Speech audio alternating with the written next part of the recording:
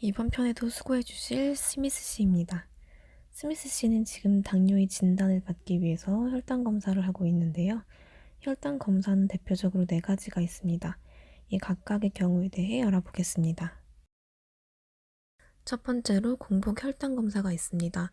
이 검사는 말 그대로 공복 상태에서 우리 몸이 적절한 혈당 수치를 유지하는지를 판단하기 위한 검사입니다. 따라서 8시간 동안 수분을 제외한 모든 종류의 음식을 금식한 상태에서 혈당을 측정하게 됩니다. 혈당 수치를 보면 100까지는 정상, 126까지는 내당능 장애 또는 당뇨 전 단계, 그리고 126부터는 당뇨의 단계로 보고 있습니다. 두 번째 검사는 식사 후 2시간째에 혈당을 검사하는 방법입니다. 지금 스미스 씨가 6시에 밥을 먹었고 8시가 되었으니 혈당 검사를 해볼 텐데요. 정상인의 경우에는 식사 후 30분 이후부터 1시간 사이에 혈당이 가장 높은 상태였다가 점차 내려가게 되는데요. 그래서 식사 후 2시간이 지나면 혈당 수치가 140 이하로 나타나게 됩니다. 그러나 당뇨가 있는 경우에는 똑같이 높아졌던 혹은 더 높아졌던 혈당 수치가 2시간이 지나도 140 이하로 내려가지 않습니다. 세 번째 검사는 경구 당부화 검사입니다. 75g의 포도당을 물 한 컵에 타서 직접 마십니다. 그 후 30분의 간격으로 혈당을 측정하여 혈당이 정상으로 돌아오는 데 걸리는 시간을 확인합니다. 혈당이 정상적으로 감소하지 않아서 2시간 후에도 혈당값이 200 이상을 유지하는 경우 당뇨로 진단하게 됩니다. 네 번째 검사는 당화혈색소 검사입니다. 당화혈색소란 적혈구의 헤모글로빈이 포도당과 결합하여 생긴 분자입니다. 포도당이 일단 헤모글로빈에 붙으면 적혈구의 수명인 120일 동안 함께 붙어있기 때문에 2~3개월 동안 평균 혈당 수치를 가늠해 볼 수 있습니다. 단순 혈당 검사는 그때그때 음식 섭취나 약물 복용 등에 의해 변화할 수 있지만 당화혈색소는 2~3개월 동안의 평균치를 보는 것이기 때문에 더 정확하다고 말할 수 있습니다. 당뇨 환자가 아니라면 당화혈색소는 4~6%의 수치를 보이게 되지만 이 수치가 6.5% 이상이 된다면 당뇨 상태로 봅니다. 이 6.5%의 수치는 앞서 공복 혈당 검사에서 살펴본 126의 혈당 수치와 비슷하게 생각해 볼 수 있습니다. 추가적으로 이 검사는 당장의 음식 섭취나 투약 상태와 관련이 없고 하루 중 어느 시간이나 할 수 있다는 점이 특징적입니다.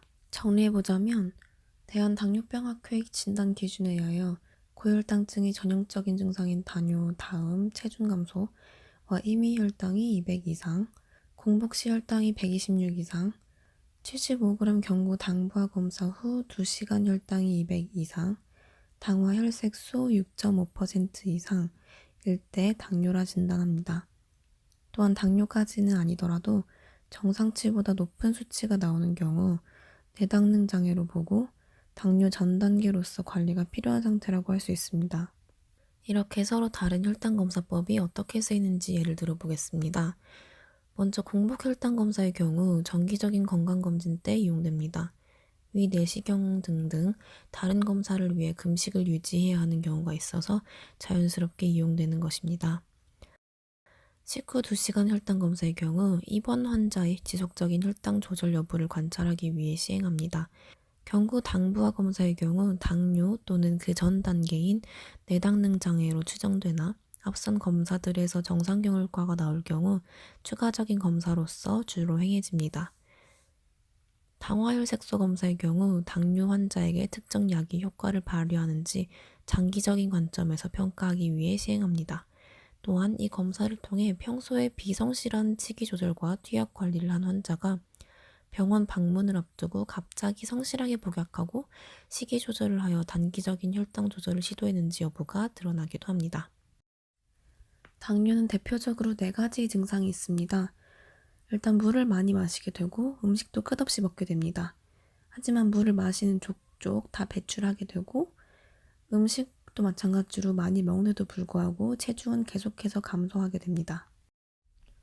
다식의 경우 이전 편에서 우리 몸의 각 부분들이 기능하기 위해 포도당이란 원료가 필요하다고 했었는데요. 우리 뇌 시상하부에 있는 포만중추도 마찬가지입니다. 인슐린 부재로 포도당이 전달되지 않으면 포만감을 느끼는 기능이 정지하면서 계속해서 음식을 갈구하게 됩니다. 다녀의 경우 혈중 포도당의 농도가 높아지면 삼투압으로 인해 세포로부터 혈액 내로 수분이 이동하게 됩니다. 다량의 수분과 포도당이 신장을 함께 통과하면서 배뇨량이 증가하게 됩니다. 체중 저하의 경우 혈당이 부족하다고 느끼는 우리 몸이 포도당을 생성하기 위해 지방 조직과 근육 조직을 분해하면서 체중이 감소하게 됩니다. 이때 지방 분해 산물들이 혈관에 떠다니면서 혈관벽의 직경을 좁혀버립니다. 이것은 혈관 합병증의 원인이 되어버리며 곧 당뇨병의 무서운 면모가 드러나게 됩니다. 다음 영상에서는 당뇨병의 단기적인 합병증에 대해 알아보도록 하겠습니다.